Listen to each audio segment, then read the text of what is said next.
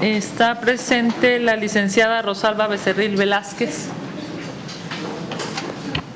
La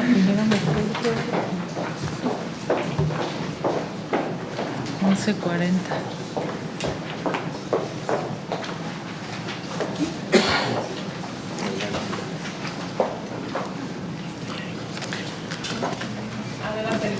Gracias, muy buenas tardes.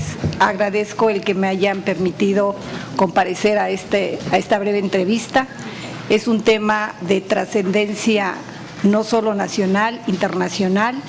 Ustedes más que nada conocen todo este sistema de los derechos humanos y mi participación en este foro, pues más que nada es una inquietud también para mí. El proyecto de trabajo que yo les presenté es parte de un estudio de mi tesis doctoral que estoy realizando, obviamente va a ser extensísima, pero a mí me ha llamado mucho la atención. Fue necesario integrar el artículo 1 constitucional para hacer respetar los derechos humanos en México. ¿Por qué me lo pregunto? Yo fui juzgadora durante cerca de 25 años en el Poder Judicial de la Federación. Veo que están enterados de todos nuestros antecedentes y qué bueno, eso es algo importante porque debe haber transparencia en este tipo de selecciones. Algo muy importante que yo aún no entiendo es, en el año 2011 se reforma la Constitución y se inserta por primera vez a nivel constitucional la obligatoriedad del respeto a los derechos humanos. ¿Por qué? Si existen tratados internacionales que ha suscrito México, ¿por qué Comisión Nacional de Derechos Humanos, que nace como una dirección general en la Secretaría de Gobernación, que se convierte en un órgano desconcentrado, que se convierte en un órgano descentralizado y que se convierte ahora en un organismo público autónomo, ¿por qué hay tanta falta de respeto a los derechos humanos? Me ha llamado la atención que a partir del 2011, donde se establece de manera muy clara en el artículo 1 constitucional que todas las autoridades tienen la obligatoriedad de respetar los derechos humanos a través de ciertos principios.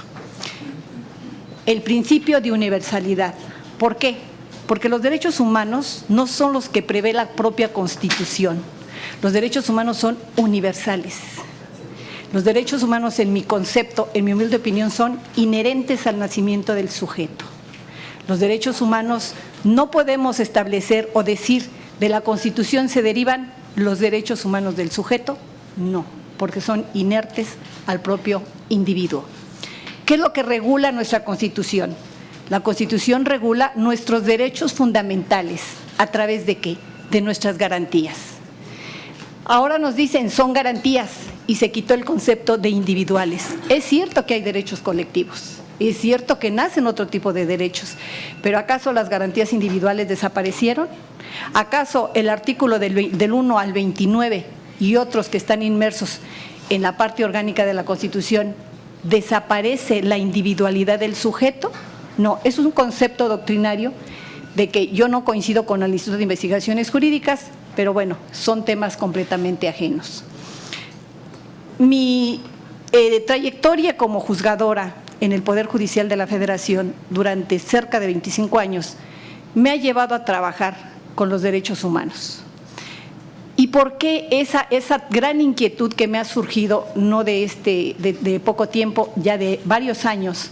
Porque tuve la oportunidad de dictar sentencias donde las violaciones a derechos humanos eran francamente aberrantes, donde si una persona, un militar, tenía SIDA, VIH, pues resultaba que le quitaban todos sus derechos, incluyendo a su familia. Y si la familia estaba contagiada, no importaba. Qué grave es que teniendo tratados internacionales donde se deben de preservar los derechos a la vida, los derechos a la salud, los derechos a la libertad, los derechos al tránsito, al libre comercio, vemos que los derechos fundamentales, los derechos humanos se violan en todos los aspectos. O sea, hay supuestos que yo he detectado, ahora soy litigante postulante, y me he dado cuenta que los derechos humanos se violan incluso en materia de comercio. ¿Por qué? porque no acatamos los tratados internacionales. Los tratados internacionales tienen una creación, una trayectoria de defensa hacia esos derechos. ¿Qué pasa con México? ¿Qué nos sucede a nosotros los mexicanos? ¿Es un problema de cultura? ¿Es un problema de enseñanza? ¿Es un problema de limitación en las leyes? En tratándose de la comisión, en mi opinión personal, sí. Sí hay un problema de limitación de leyes. Debe esta creación de los derechos humanos reconocido constitucionalmente, ¿ha impactado en las leyes nacionales? Sí, pero no lo suficiente para que la comisión tenga una verdadera autonomía, que pueda realizar una verdadera independencia para que pueda realizar y ejecutar sus recomendaciones. No basta emitir una recomendación. Esto tiene que tener una efectividad. No es posible que la Comisión Nacional de Derechos Humanos no respete el principio de inmediatez, el principio de celeridad. ¿Qué nos dice el artículo 17 constitucional? Que debe ser aplicable a todas aquellas instituciones, sobre todo de defensa de derechos humanos. El presidente de la Comisión Nacional de Derechos Humanos es un defensor del pueblo y lo que tiene que hacer es defender y atender al pueblo, acercarse a la sociedad civil. Gracias a la ONGs, gracias a estos organismos, se ha tenido la posibilidad de allegarse de tantos problemas y conflictos que desconocemos. Es importante que en las leyes se introduzca el principio de notoriedad. No se requiere una queja para que pueda iniciar la Comisión Nacional de Derechos Humanos sus actividades, porque es una obligación como defensor del pueblo acceder a cualquier problema que haya por el solo hecho de ser notorio. Muchas gracias. Muchas gracias. Haremos una pregunta en caso práctico que han sido enviados por las organizaciones. ¿Tiene alguna propuesta en concreto para la relación con víctimas? Permítame, licenciada. En relación con el caso de la desaparición de los 43 normalistas de Ayotzinapa, siguen abiertas muchas interrogantes sobre la actuación de distintas estructuras gubernamentales encargadas de brindar seguridad y justicia a las personas. En este sentido, ¿qué acciones debe emprender el gobierno para hacer justicia y cómo debe acompañar a largo plazo la comisión esta labor? Tiene 4 minutos. Sí. Le rogaría, licenciada, tenemos allá Sí, muchas gracias. Muchas gracias. Sí, en relación con el problema de la relación, algunas medidas necesarias para proteger a víctimas, hay muchas deficiencias. Ahora, como abogada postulante, me he dado cuenta que, por ejemplo, esto se relaciona con la materia penal. ¿Qué sucede cuando una persona física o moral es víctima? Necesitamos en nuestras leyes darle mayor agilidad, establecer mayores mecanismos de protección. ¿Por qué? Porque si es víctima de una autoridad, tenemos la amenaza latente de que algo grave nos va a suceder en relación cuando se trata de la víctima. No hay una libertad todavía en México, por la experiencia que he tenido y más en estos últimos años de abogado postulante, el ciudadano aún tiene miedo. ¿Por qué tiene miedo el ciudadano de poder confiar en sus autoridades y de poder confiar en los programas de apoyos a víctimas? ¿Por qué nuestras instituciones aún no son confiables? ¿Es un problema de leyes? ¿Es un problema de prevención? ¿Un problema de programas? Se tiene que buscar la línea idónea para proteger a la víctima en caso de un desarrollo de una actividad grave. La víctima es la que más sufre las consecuencias y desgraciadamente nos vemos ante la ineficacia de la autoridad jurisdiccional o de la autoridad judicial, que no abarca ni le da la confianza suficiente, ni mucho menos la protección a una víctima. Es necesario hacer modificaciones en las leyes penales. Es urgente, señores senadores, es urgente que se modifiquen las leyes penales. Hay gente inocente que está purgando. Ahora, la medida preventiva la toman como un vaso de agua y eso no es así. No se creó, en el convenio de Tokio no se crean estos derechos, esta protección a los derechos fundamentales, no se crean para que cada sujeto que es detenido vaya inmediatamente a la cárcel. hay que tener mucho cuidado. Entonces, la víctima está sufriendo, la víctima no está siendo defendida de una manera adecuada. El caso de Ayotzinapa. El caso de Ayotzinapa ha sido un problema social muy grave, que a la fecha es increíble que no se haya podido solucionar. Han ocurrido una serie de contradicciones, la sociedad cada día está más inquieta y obviamente los familiares quieren a su gente viva. Evidentemente, por todo el transcurso del tiempo que ha pasado, si yo fuera presidenta de la Comisión Nacional de Derechos Humanos, lo que tendría que hacer es analizar, respetar el principio de inmediatez y dar una solución inmediata a ese problema. Si hay que sancionar a autoridades, se deben de sancionar a autoridades. Si hay que reconocer que el gobierno tuvo responsabilidad, cualquier tipo de nivel, cualquier tipo de funcionario tuvo responsabilidad, que se le finque la responsabilidad. Eso es lo que la sociedad está esperando. La sociedad ya no puede seguir pensando que la Comisión Nacional de Derechos Humanos defiende delincuentes. No, no es posible, porque no es así. Creo que esa no es la finalidad y quienes manejamos asuntos en materia jurídica sabemos que no es así, que la Comisión no está defendiendo delincuentes. La Comisión está ejerciendo sus facultades de investigación. Pero hay una línea muy delgada entre lo que es la investigación de la Comisión Nacional de Derechos Humanos y, ojo, los procedimientos jurisdiccionales, porque hay una relación. Y entonces es entendible por qué una recomendación de la Comisión Nacional de Derechos Humanos no es posible. Gracias. Gracias, licenciada. Senador.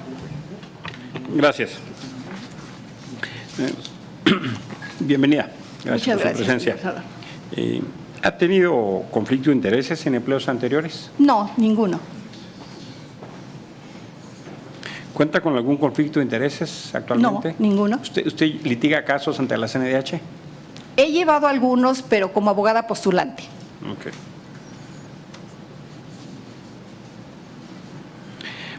Okay. ¿Está o ha estado involucrado en casos de corrupción o fraude? No, nunca. Muchas gracias. Al final quisiera una pregunta.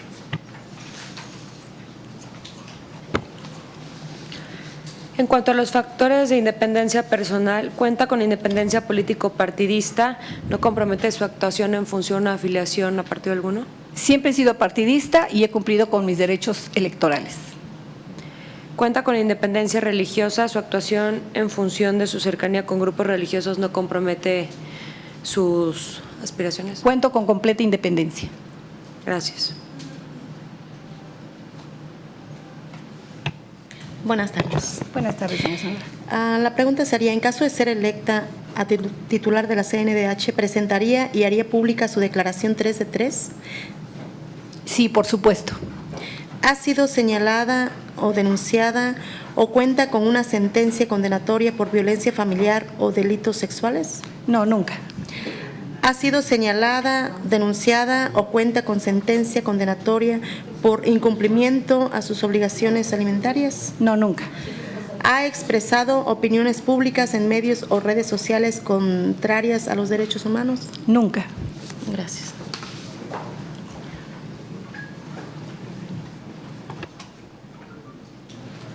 Buenos días. Buenos días. Bienvenida, Rosalba. Muchas gracias. En cuanto a su experiencia, ¿usted está comprometida con la progresividad de los derechos humanos? Sí, este es un principio, el principio de progresividad es algo importantísimo que agradecemos al el que se haya insertado en el artículo primero porque permite interpretar las leyes de una manera amplia. Y es evidente que la Comisión Nacional de Derechos Humanos es un intérprete de normas y de tratados internacionales. Claro que estoy muy de acuerdo con el principio de progresividad. ¿Usted ha trabajado con víctimas de violaciones a derechos humanos? Sí, como abogada postulante, sí. ¿Cuenta con la capacidad de diálogo con la sociedad civil? Sí. Gracias. A usted.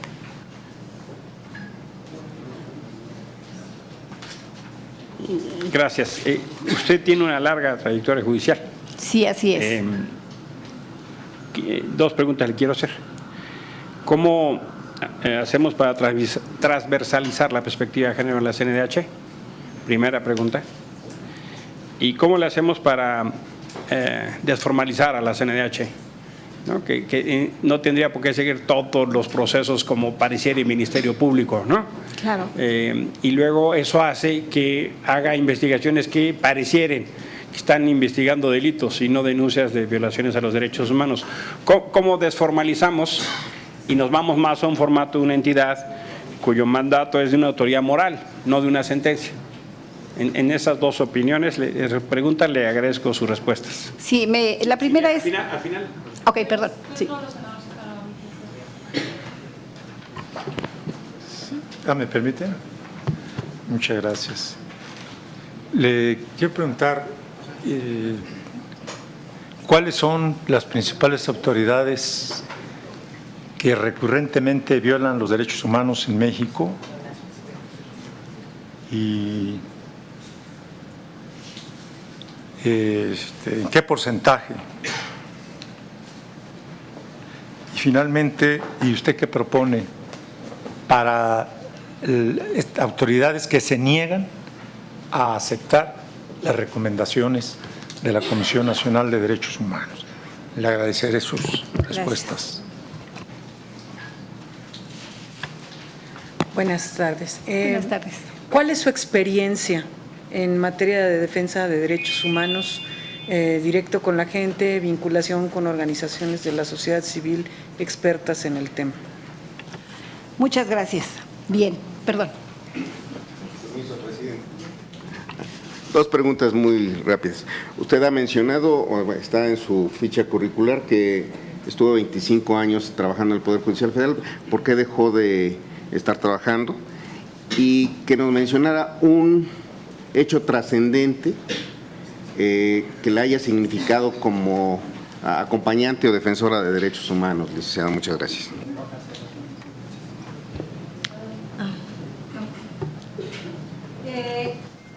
¿Me puede usted mencionar alguna recomendación que le haya hecho la CEDAW a México, por favor?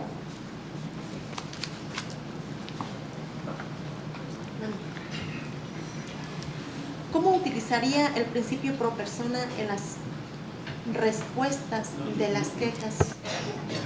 ¿Ya? Okay. ¿Cómo utilizaría el principio pro persona en las respuestas de las quejas y en la elaboración de las recomendaciones?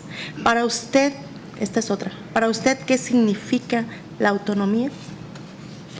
Gracias. Gracias, licenciada. Tiene 4 minutos para dar respuesta. Ok, creo que… Bueno, espero que me sean suficientes porque creo que no me van a ser suficientes. Yo me extiendo demasiado. Bueno, en primera, el problema de la equidad de género. Me dice la transcriptibilidad de la equidad de género. ¿Sí entendí la pregunta? Bueno, aquí hay un problema muy grave por la equidad de género. ¿Hasta dónde ha trascendido ese problema de equidad de género? Algunos quienes me han antecedido en la palabra ya lo han manifestado. En México creo que es un problema, desde mi punto de vista personal, es un problema de cultura. Es un problema donde tenemos que reeducar a la sociedad y reeducar a las autoridades. ¿Por qué reeducar a la sociedad?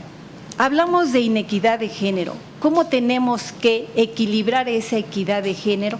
Si nosotros culturalmente tenemos muchas diferencias y mucho desequilibrio contra las mujeres, contra personas de otro sexo, en fin, para que podamos equilibrar, para que haya una equidad de género, debemos de ver las circunstancias sociales de diversas comunidades, de nuestros orígenes, de nuestras culturas, pero sobre todo debemos de aprender de otras culturas. ¿Por qué? Porque es la única forma en que tenemos que evolucionar y lograr encontrar esa equidad de género. Ha habido muchos avances, ha habido libertades, la propia Constitución nos establece nuestras garantías, las libertades de nuestras garantías. Gracias a esas interpretaciones se va estableciendo una equidad de género más concreta, más elocuente, pero nos falta mucho camino por andar. Ahora, la simplificación de la Comisión Nacional de Derechos Humanos, y esta la ligo con una pregunta que me hizo el señor senador, las autoridades que incumplen. Efectivamente, pareciera que la función de la Comisión Nacional de Derechos Humanos es otro ministerio público. Nada más que el Ministerio Público tiene otras facultades además. Pero ¿qué pasa? Es un procedimiento muy largo. A mí se me antojaría proponer un procedimiento administrativo mucho más corto. Pero ante todo, lo más importante, no puede haber una recomendación después de 5, 6 años, 4 meses de los hechos acontecidos. Porque entonces, ¿qué hace la Comisión Nacional de Derechos Humanos? ¿Qué hace el presidente? Yo entiendo que hay problemas presupuestarios, yo entiendo que hay problemas de capacitación, es urgente la capacitación en órganos de la Comisión Nacional de Derechos Humanos, es urgente la coordinación con las ONG, que debe de ser más directa. ¿Por qué? Porque es el camino que tenemos hacia la sociedad civil. Entonces, hay que simplificar el procedimiento, sí, yo lo haría más como un procedimiento administrativo, más que un tipo de procedimiento jurisdiccional como Ministerio Público. Ahora, lo ligaba con otra pregunta que me dicen, ¿qué hacen la mayor parte de las autoridades administrativas, así les denominamos en materia judicial, que son las que no están dentro de la función jurisdiccional, son las que incumplen? ¿Qué tiene que hacer la comisión? Sí, efectivamente tiene recomendaciones, pero no hay una forma de obligarlas a que acaten la recomendación y tiene que ser a través de multas. Por eso un procedimiento administrativo quizás sería el adecuado, mucho más corto, más benéfico y que se limite. Ahora, ¿cómo utilizar el principio pro persona? Bueno, el principio pro persona precisamente esa es la base esencial del derecho humano, la protección a la persona. El artículo 1 constitucional permite que los derechos humanos, que son derechos universales, ante todo se proteja a la persona. Muchísimas gracias y lamento no haber contestado a las demás preguntas. No, yo sí quiero que me conteste, por favor. Dígame una recomendación de la CEDAW al gobierno mexicano, al Estado mexicano. Bueno, ha habido varias recomendaciones, algunas que han tenido trascendencia importantes. Se han tenido, bueno, de la Comisión Interamericana hemos tenido algunas importantísimas. De la CEDAW. De la CEDAW. Mire, en este momento no recuerdo alguna, pero sí ha habido varias, sobre todo por desigualdad, inequidad. Son recomendaciones de trascendencia en México. Varias recomendaciones que ha habido es porque no se ha cumplido con los procedimientos correspondientes, porque en la Comisión Nacional de Derechos Humanos, incluso el propio Estado mexicano, no ha cumplido con las investigaciones ni con las sanciones que debe de establecerse por los delitos o presuntas responsabilidades que se han establecido como violaciones graves en nuestro país. Gracias.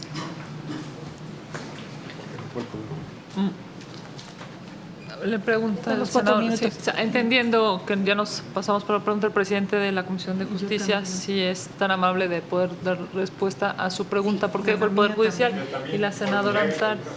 Sí, ya en una ya contesté, la mayoría de las autoridades son administrativas las que no cumplen. No podemos meternos con la recomendación para una obligación en materia jurisdiccional, por ejemplo, en juzgados y tribunales, porque eso ya es una cuestión aparte. Pero sí, la mayoría de las autoridades administrativas incumplen o pretenden cumplir después de varios años. Y esa es mi inquietud.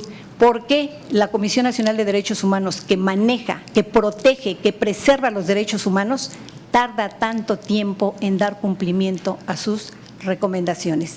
¿Por qué ante asuntos tan graves se ha negado dar información, se ha negado acatar una recomendación y después de un tiempo reconocen que efectivamente Perdón, existió te la interrumpo. comisión? ¿Podría citar concretamente qué autoridades? Bueno, no en general, administrativo, ¿qué autoridades? Porque Autoridades ¿quiénes son las que más violan derechos humanos en México? Pues en México viola Ministerio Público, incurre en muchas violaciones de derechos humanos, tribunales judiciales incurren en violación de derechos humanos, muchas instituciones incurren en violaciones de derechos humanos, porque vuelvo a repetir, los derechos humanos están insertos en el ser humano. Nuestra Constitución preserva cómo protegerlos, pero hay autoridades, con excepción, que sí cumplen con el cumplimiento de esas recomendaciones, pero en su mayoría se tardan demasiado tiempo en cumplir las recomendaciones. Yo he tenido algunos asuntos de defensa de víctimas de personas que han sido lastimadas por equidad de género. La recomendación sale después de 2, 3 años y el único beneficio que le van a dar a la víctima es disculpa pública. Sí, y el daño emocional y la afectación, ¿qué pasa con esa autoridad que no cumple o cumple de manera tardía? Ya alguien que me antecedió en uso de la palabra lo dijo, justicia tardía es justicia denegada. Efectivamente así es. Tribunales locales que aun cuando llevan sus propios procedimientos, no siempre dan contestación a las recomendaciones ni a los requerimientos. En materia administrativa, la Conducef incumple con requerimientos porque hay violaciones comerciales. También tenemos derechos fundamentales en materia de comercio. Entonces, sí son, sobre todo el Ministerio Público, yo en mi concepto creo que le falta muchísima capacitación con los nuevos procedimientos orales. Mucha investigación.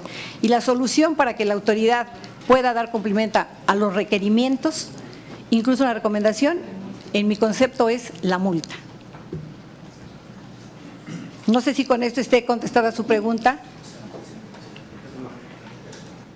Muchas gracias, licenciada, muy amable. Gracias.